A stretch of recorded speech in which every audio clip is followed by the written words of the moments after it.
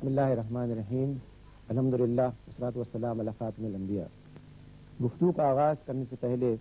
میں یہ اعلان کرتا چلوں کہ اگر اس گفتگو کے بارے میں کوئی سوال آپ کے ذہن میں ہو تو ہمیں آپ فون کر سکتے ہیں 92062624 پر، یعنی 9206264 پر۔ اسلام آباد سے باہر سے فون کرنے والے حضرات اور خواتین اضافہ کر لیں 051 کا، اور اس کے بعد 9206264 ڈائل کریں۔ بہت شکریہ۔ قرآن کریم کا مطالعہ کیا جائے تو معلوم ہوتا ہے کہ انسان کی زندگی کے ہر پہلو کے بارے میں اس نے ہمیں ہدایات دی ہیں، لیکن ایک پہلو ایسا ہے جو ہم عام طور پہ دینی گفتگوؤں سے خارج کر دیتے ہیں۔ اس کا تعلق ہے ہمارے معاشی معاملات کے ساتھ۔ ہم یہ سمجھتے ہیں کہ معاشی، کاروباری، تجارتی کام جو بھی ہیں یہ دنیاوی ہیں، ان کو کرنا ہے دنیا کے طریقوں کو سامنے رکھتے ہوئے، اور جو چیزیں عبادت کی ہیں انہیں ہمیں قرآن پاک اور سیرت پاک کی روشنی میں سر انجام دینا ہے۔ آج جو آیات ہم نے منتخب کی ہیں ان کا تعلق معاشی اور عام انسانی کردار کے ساتھ ہے، اور ہم دیکھیں گے کہ ان آیات کی روشنی میں قرآن کریم کا انسانی مطلوب کس قسم کا ہونا چاہیے اور ہمیں ویسا بننے کے لیے کیا کرنا پڑے گا۔ چنانچہ سورہ آل عمران کی یہ چند آیات جن کا آغاز 130ویں آیت سے ہوتا ہے، ان کا مفہوم یہ ہے: اے ایمان والو، دگنا چوگنا سود نہ کھاؤ، اللہ سے ڈرو تاکہ نجات حاصل کرو، اور دوزخ کی آگ سے بچو جو کافروں کے تیار کی گئی ہے، اور اللہ اس کے رسول اطاعت کرو تاکہ تم پر رحمت کی جائے، اور اپنے پروردگار کی بخشش اور بخشش کی طرف لپکو جس کا عرض آسمان زمین کے برابر ہے، جو ڈرنے والوں کے لیے تیار کی گئی ہے، جو آسودگی اور تنگی میں اپنا مال اللہ کی راہ میں خرچ کرتے ہیں، غصے کو روکتے ہیں، لوگوں کے قصور معاف کرتے ہیں، اور اللہ نیکوکاروں کو دوست رکھتا ہے۔ اور وہ کہ جب کوئی کھلا گناہ یا اپنے حق میں کوئی اور برائی کر بیٹھتے ہیں تو اللہ کو یاد کرتے، اپنے گناہوں کی بخشش مانگتے، اور اللہ کے سوا گناہ بخشنے میں کون بخش سکتا ہے، اور جان بوجھ کر اپنے افعال پر اڑے نہیں رہتے۔ ایسے ہی لوگوں کا صلہ پروردگار کی طرف سے بخشش اور باغ ہیں جن کے نیچے نہریں بہہ رہی ہیں، اور وہ ان میں ہمیشہ بستے رہیں گے۔ اچھے کام کرنے والوں کا بدلہ بہت اچھا ہے۔ صدق اللہ العظیم۔ یہاں پر گفتگو کا آغاز جس جملے سے کیا گیا ہے وہ ایک ایسا معاشی مسئلہ ہے جس نے پوری دنیا کو اپنے لپیٹ میں لیا ہوا ہے۔ یعنی یہ کہا گیا ہے کہ ربا یا سود سے اپنے آپ کو بچایا جائے، اور یہ وہ چیز ہے جو انسان کو دوزخ کی طرف لے جاتی ہے۔ ہمارے ملک میں، ہمارے ملک کے عدالتوں نے، عدالت نے، پارلیمنٹ نے، حکومتوں نے اس چیز کو سامنے رکھتے ہوئے یہ فیصلہ کیا کہ سود کے رنگ کو یہاں سے ختم کیا جائے، اور یہ ایک انتہائی مسلسل اقدام ہے۔ لیکن سوال پیدا ہوتا ہے کہ ایسا کیوں کیا گیا؟ قرآن کریم یہ سمجھاتا ہے کہ سود جو شخص لیتا ہے اس کے سامنے معاشی مفاد کے حصول کے لیے صرف ایک جذبہ سامنے ہوتا ہے، اور وہ یہ کہ میرا مال جلد از جلد دگنا چوگنا 10 گنا ہو جائے، جبکہ انسان کی فطرت صحیح طور پر یہ ہونی چاہیے کہ وہ محض اپنے مال کو دگنا نہ کرے، بلکہ یہ دیکھے کہ جو پورا معاشی نظام ہے کیا اس میں اس سے استحکام پیدا ہو رہا ہے یا اس کے ذریعے استحصال پیدا ہو رہا ہے، ایکسپلویشن ہو رہا ہے، ظلم ہو رہا ہے۔ کیونکہ سود ایک استحصال پیدا کرتا ہے، ایکسپلائٹ کرتا ہے، اپریس کرتا ہے، لوگوں کو پریشانی مبتلا کرتا ہے، اور نہ صرف افراد کو بلکہ اقوام کو ایسے مقام پہ لے آتا ہے کہ ہم ہر سال جو رقم قرض لیتے ہیں اس سود ادا کرتے ہیں، وہ رقم ویسی کی ویسی رہتی ہے۔ گویا جو شخص ایک مرتبہ اس جال میں آ جاتا ہے اس کا نکلنا بڑا مشکل ہو جاتا ہے، اور یہ ظلم کی بدترین شکل ہے جو بہت سے عالمی ادارے اقوام پہ کرتے ہیں۔ چنانچہ یہاں پر یہ بات فرمائی گئی کہ اے انسانوں، اور یہ خطاب محض مسلمانوں کے ساتھ نہیں ہے بلکہ پورے عالمی نظام کو خطاب کرتے ہوئے کہا گیا کہ جو لوگ بھی معاشیات کو سمجھتے ہیں وہ اس کی کوشش کرے کہ پوری دنیا میں وہ نظام برپا ہو جس کے اندر استحصال نہ ہو۔ آج ہم دیکھتے ہیں کہ جاپان میں جو مسلمان نہیں کہا جا سکتا اسی کو سامنے رکھتے ہوئے یہ شکل اختیار کی ہے کہ وہاں پہ انٹرسٹ ریٹ 0 انہوں نے کر دیا تاکہ ان کی معیشت آگے بڑھ سکے. اور یہ اس لیے کیا کہ تجربات نے سکھایا کہ اگر وہ انٹرسٹ ریٹ بڑھائیں گے یا اس کو جیسا تھا ویسا رکھیں گے تو ان کی معیشت تباہ ہوتی رہے گی. تو پہلی بات جو ان کو یہاں سمجھائی گئی ہے انسانی مطلوب کے حوالے سے وہ یہ کہ اس کی جو معاشی طرز عمل سرگرمی ہے وہ ایسی ہونی چاہیے جس میں کہ استحصال نہ ہو اور ربا یا سود کا مکمل طور پہ خاتمہ کیا جائے. اس کے ساتھ جو بات سمجھائی جا رہی ہے وہ یہ کہ جس چیز میں بڑھنے کی طلب کی جائے وہ محض دولت نہیں ہے, محض یہاں پر حاصل نفع نہیں ہے, بلکہ یہ سوچا جائے کہ اگر ہم ان معاملات میں انویسٹ کریں جہاں پر لوگوں کے فائدے ہیں تو وہ انویسٹمنٹ یہاں پر بھی اور آخرت میں بھی دگنا چوگنا ہو جائے گا. چنانچہ آگے بات کہی جا رہی ہے کہ اللہ کے راہ میں انفاق کرو. اصل چیز انفاق ہے, یعنی اللہ کی راہ میں خرچ کرنا. اگر ایک شخص اپنے محلے کے بھلائی کے لیے, ملک کے بھلائی کے لیے, غربت کے خاتمے کے لیے, تعلیم کے فروغ کے لیے, لوگوں کے دین تعلیم کے لیے خرچ کرتا ہے تو نہ صرف وہ معاشرہ بہتر ہوتا ہے بلکہ اس کے نتیجے میں اس کو دگنا چوگنا 70 گنا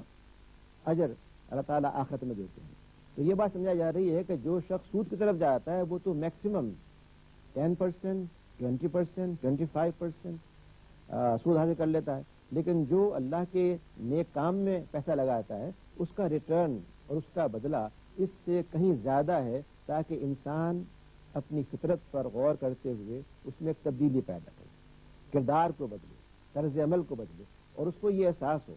کہ ایکسپلائٹیشن اس کا اصول نہیں ہونا چاہیے بلکہ اصول یہ ہو کہ لوگوں کی امداد و تعاون کیا جائے. چنانچہ اس حوالے سے یہ بات کہی جا رہی ہے کہ اللہ اور اس کے رسول کی اطاعت اختیار کی جائے. گویا دوسری بات جو سمجھائی گئی یہاں پر وہ یہ کہ اپنے معاشی معاملات کے ساتھ ساتھ اپنے طرز عمل میں یہ دیکھا جائے کہ کیا چیز ہمارا رب اور مقصود ہے. جب جو کرنا باقی کہتا ہے اللہ کے رسول کی اطاعت, اس سے واضح مطلب یہ ہوتا ہے کہ سارے معاملات میں جو ماڈل اور جو ہدایت سامنے ہو وہ قرآن اور سنت ہے. جب یہ کیا جائے گا تو لازمی طور پہ معاشرے میں عدل, معاشرے میں بھائی چارہ, معاشرے میں محبت, تکلیف کا احساس, یہ چیزیں پیدا ہوں گی. لیکن اس کے ساتھ یہ بات کہہ دی گئی کہ چونکہ ہم انسان ہیں اور عین ممکن ہے کہ ایک اچھائی کا کام کرتے وقت بھی ہم سے کوئی بھول چوک ہو جائے, تو یہ بتایا گیا کہ انسانی مطلوب وہ ہے جو نہ صرف استحصال نہیں کرتا, اللہ کے رسول کی اطاعت کرتا ہے, بلکہ اگر اس سے کوئی غلطی ہو جاتی ہے تو وہ غلطی کرنے کے بعد غلطی میں ڈوب نہیں جاتا. یہ نہیں سمجھتا کہ غلطی اب ہو گئی, اب میں بالکل تباہ ہو گیا, اب میرا کوئی بچنے کا امکان نہیں ہے, اب غلطی ہی کرتا رہا, بلکہ وہ فوراً پلٹتا ہے. اور جب وہ پلٹتا ہے اور نفرت طلب کرتا ہے تو اس کو یہ احساس ہوتا ہے کہ میں کس کا بندہ ہوں. یہ احساس اللہ سبحانہ و تعالیٰ کو بے انتہا مطلوب اور محبوب ہے. یہ بات بھی احادیث میں آتی ہے کہ اگر ایک اللہ کا بندہ بھول چوک کرنے سے غلطی کرنے کے بعد اللہ کی طرف پلٹتا ہے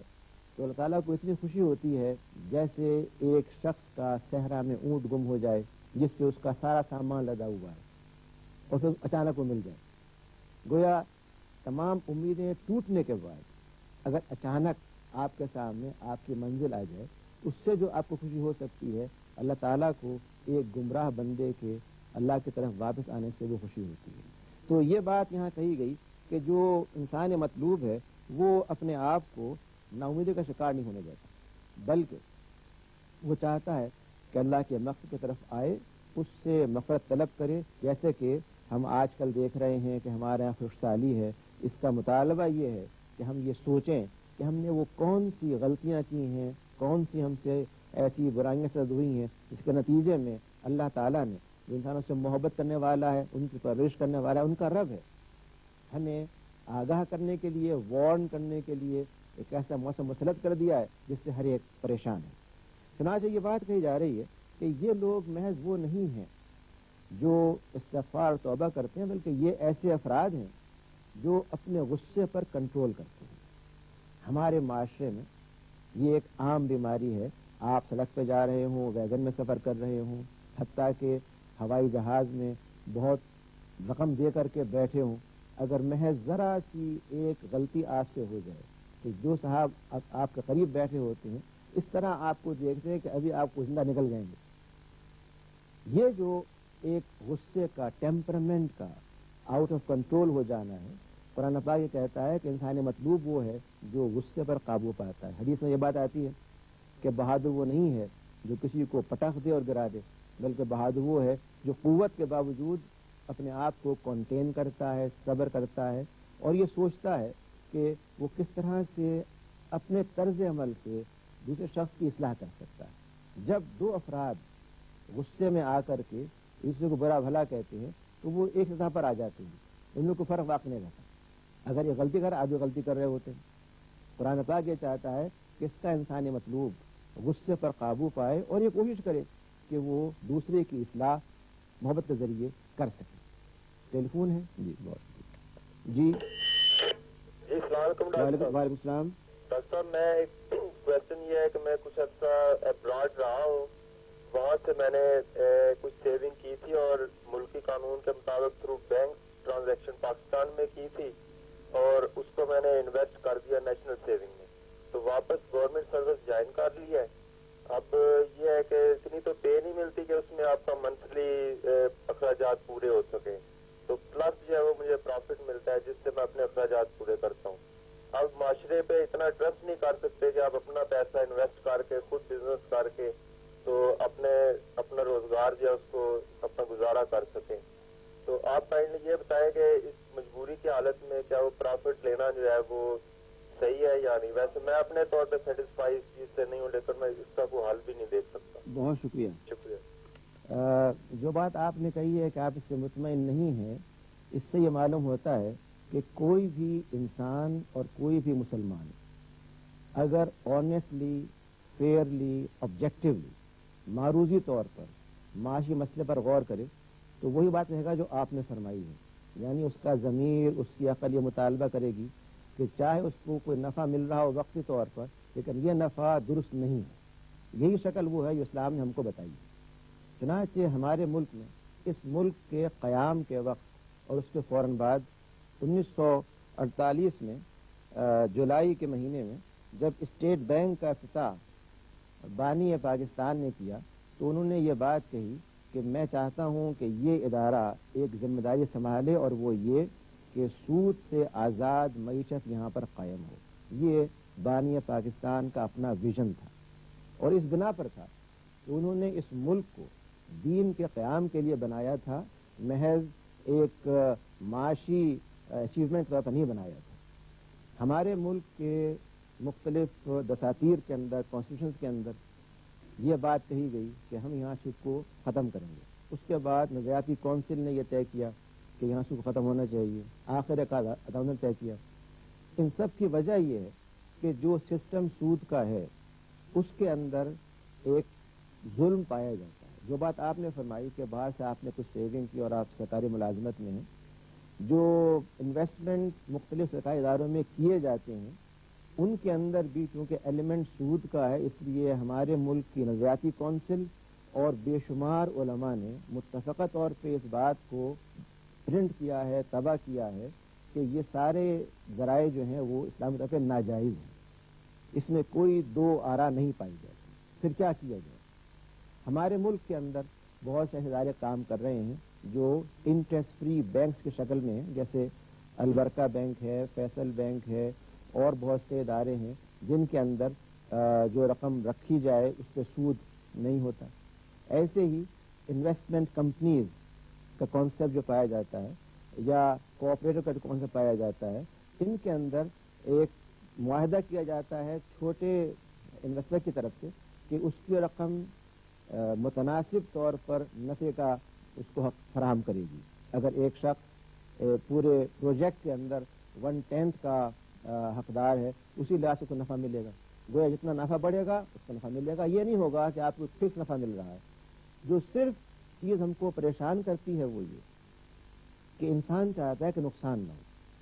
قرآن کہتا ہے کہ آپ تجارت کیجئے جس میں اس کا امکان ہے کہ نقصان بھی ہو، لیکن عام طور پہ امکان یہ ہوتا ہے کہ نفع زیادہ ہو۔ اس کا اصول یہ ہے کہ وہ پروجیکٹس جن میں فیزیبلٹی کر لی جائے، کوشش کی جائے کہ جہاں تک آپ تحقیق کر کے ان کے فٹ فالس کو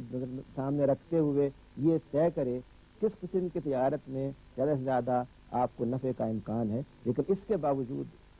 کوئی ڈیفینیٹ اور گارنٹی شکل کبھی نہیں ہو سکتی کاروبار کے اندر، وہ صرف سودی میں ہو سکتی ہے۔ اس بنا پر لوگ اس طرف جاتے ہیں اور غلطی کا ارتکاب کرتے ہیں اور گناہ گار ہوتے ہیں، جبکہ اب تجارت کی جائے، انویسٹمنٹ کیا جائے، 4-6 افراد مل کر کے بھی ایک کام کر سکتے ہیں، لیکن شرط یہ ہوگی کہ اس میں کوئی فکر نہ ہو، بلکہ اس کا تعلق معاشی سرگرمی کے ساتھ ہو۔ جب سرگرمی معاشی بڑھے، نفع میں اضافہ ہو، آپ کو بینیفٹ ملے۔ کوئی ایسے امکانات موجود ہیں، اس وقت تقریباً 150 سے اوپر اسلامک انویسٹمنٹ کمپنیز، بینکس یہاں پر دنیا میں کام کر رہے ہیں، ملک میں ہمارے بھی کچھ ایسے ادارے ہیں جو یہ کام کر رہے ہیں، ان کے بارے میں معلومات کیجیے، اس میں انویسٹ کیجیے تاکہ یہ جو سود کے علاج سے آپ بچ سکیں۔ اگلی بات جو ہمیں، جی سوال دوسرا ہے، جی فرمائیے۔ ہیلو، السلام علیکم۔ وعلیکم السلام۔ میرا کوشچن یہ ہے ڈاکٹر صاحب کہ مجبوری کے تحت بینک سے قرضہ لینا کیا یہ اسلامی طور پہ جائز ہے؟ جی بہت شکریہ۔ اسلام نے مجبوری کو جس لفظ سے ڈیفائن کیا ہے وہ ہے ضرورت اردو میں اور ضرورہ عربی میں۔ ہم کہتے ہیں مجھے کار کی ضرورت ہے، مجھے ہوائی جہاز کی ضرورت ہے، مجھے ایک سونے کے محل کی ضرورت ہے، یہ وہ ضرورت نہیں ہے، بلکہ ضرورت سے مراد یہ ہے کہ جو ان اوائڈیبل، جس کا آپ کوئی بدل نہیں کر سکتے۔ چنانچہ قرآن پاک ہمیں یہ بات سمجھاتا ہے کہ اگر ایک شخص ایسی حالت میں ہے جہاں پر زندگی باقی رکھنے کے لیے اس کے علاوہ کوئی چارہ نہیں ہے کہ اس کے سامنے ایک سڑا ہوا پانی ہے، وہ اس کو پی لے اور بچ جائے، یا اس کے سامنے ایک ایسا گوشت ہے جو ذبیحہ نہیں ہے، سور ہے یا مرا ہوا گوشت ہے، اور اس کو کھائے تو بچ جائے گا، لیکن عقل یہ کہتی ہے کہ اس ضرورت کو اگر وہ نارمل بنا لے اور یہ کہے کہ میں بچ تو گیا ایک ٹکڑا گوشت کا کھا کے جو مردار کا گوشت تھا، لیکن اب میں روز ڈھونڈ ڈھونڈ کے جہاں جہاں مردار بچتا ہے وہ کھاؤں، یہ نہ عقل کی آنے والی بات ہے نہ اسلام کہتا ہے۔ تو ضرورت سے مراد یہ ہے کہ جہاں پر ایک شخص کی زندگی، اس کے رہنے سہنے میں سخت مشکلات پیدا ہو جائیں گی، وہ باقی نہیں رہ سکے گا، اس شکل میں وہ یہ کام کر سکتا ہے۔ میں سمجھتا ہوں کہ بینکوں سے قرضہ اس شکل میں لینا، جبکہ یہ صورتحال پائی جائے، اسلام کی نگاہ میں قابل قبول ہوگا، لیکن یہ فیصلہ آپ کو کرنا پڑے گا کہ کیا فی الواقع اتنی ڈائر نیڈ ہے، اتنی سخت مشکل پیش آ گئی ہے کہ اس کے بغیر اپنا نہیں رہ سکتے۔ اگر ایسا ہے اس عرصے کے لیے وہ چیز جائز ہو جائے گی، لیکن وہ اس کی مستقل طور پہ جائز نہیں ہو سکتی، وہ مستقل حرام ہی رہے گی۔ اسلام یہ چاہتا ہے کہ ہم اس تصور کی بنا پر ایک ایسا معاشرہ پیدا کریں جس میں گندگی اور غلاظت نہ ہو، جس میں حرام نہ ہو، بلکہ اس کی بنیاد محض بھلائی، دوسروں کے فائدے اور معاشی ترقی کے اوپر ہو، معاشی استحصال پر نہ ہو۔ اس لیے ضرورت کی حد تک ایک کام اسلام نے کبھی نہیں روکا، لیکن اس کو نارمل بنا لینا اسلام کے اصول کے منافی ہے۔ میں عرض یہ کر رہا تھا کہ جو صفات بتائی گئی ہیں ایک انسان مطلوب کی، اس میں سے ایک یہ ہے کہ وہ غصے کو قابو کرتا ہے، اور دوسری یہ ہے کہ وہ دوسروں کی بھلائی چاہتا ہے، ان کو معاف کرتا ہے۔ اگر ہم یہ اپنے عادت پیدا کر لیں کہ ویگن میں بیٹھتے ہوئے کسی کا پاؤں آپ کے لگ گیا اور آپ نے اس کے زور سے کوہنی نہ ماری یا اس کو آپ نے کوئی سخت بات نہ کہی، تو یہ اس کو معاف کرنا، اپنے غصے پر قابو پانا اور اس کے سامنے یہ مثال پیش کرنا ہے کہ گو آپ نے غلطی کی، میں غلطی کرنے کو تیار نہیں ہوں۔ گویا اسلام کی تعلیمات نہ صرف ایک فرد کو خود بلکہ دوسرے افراد کو بھی ایجوکیٹ کرنے کے لیے، تعلیم دینے کے لیے ایک ذریعہ بنتی ہے۔ پھر یہ بات کہی جا رہی ہے آگے چل کر کے کہ اگر کسی بنا پر انسان مطلوب سے، جو انسان ہے، فرشتہ نہیں ہے، کوئی ایسا کام ہو جائے جو برائی کا ہے، تو وہ نادم محسوس کرتا ہے اپنے آپ کو، وہ اس پر فخر نہیں کرتا، وہ یہ نہیں کہتا کہ چونکہ میں نے غلطی کر دی، والد سے چیخ کے بول پڑا، بیوی سے بدتمیزی کے ساتھ بات کی، تو اب یہی طریقہ اختیار کر لوں۔ جبکہ ہمارے معاشرے میں دیکھا جاتا ہے کہ ایک شوہر جس طرح بیوی کے ساتھ پیش آتا ہے وہ اسلامی معیار کے لحاظ سے انتہائی نامناسب اور انتہائی نامطلوب ہے۔ قرآن پاک یہ چاہتا ہے کہ باہمی تعلقات میں ادب و احترام، محبت، نرمی اور اس انس کو اختیار کیا جائے جو انسان کی فطرت میں رکھ دیا گیا ہے، جبکہ ہم عام طور پر اپنے ماحول سے متاثر ہو کر کے کبھی غصے کا شکار ہو جاتے ہیں، کبھی نفع کا شکار ہو جاتے ہیں، سود کی راہ میں پڑ جاتے ہیں، فحاشی کی طرف نکل جاتے ہیں، افسرنجی کو اختیار کر لیتے ہیں۔ ان تمام چیزوں کو رد کرتے ہوئے اسلام یہ چاہتا ہے کہ قرآن کا انسان مطلوب انسان رہتے ہوئے ایسے کام کرے جو اخلاقی طور پر اس کے اپنے لیے، معاشرے کے لیے اور آنے والی زندگی میں اس کے لیے اجر کا باعث بن سکیں۔ یہ چند پہلو ہیں جو آج آپ کے سامنے رکھے گئے۔ انشاءاللہ آئندہ قرآن کریم کی روشنی میں ہدایت کو سامنے رکھتے ہوئے مزید پہلو آپ کے سامنے رکھے جائیں گے۔ واخر الحمدللہ رب العالمین۔ اگر اس پروگرام کے بارے میں آپ کو خط کے ذریعے کوئی سوال بھیجنا ہو تو اس کے لیے ہمارا پتہ یہ ہے: انچارج پروگرام موضوع صبح، روشن پاکستان نشریات، اسلام آباد ٹی وی سینٹر، آغا خان روڈ، اسلام آباد، اور فیکس نمبر ہے 9222 924 9222 924۔ بہت بہت شکریہ۔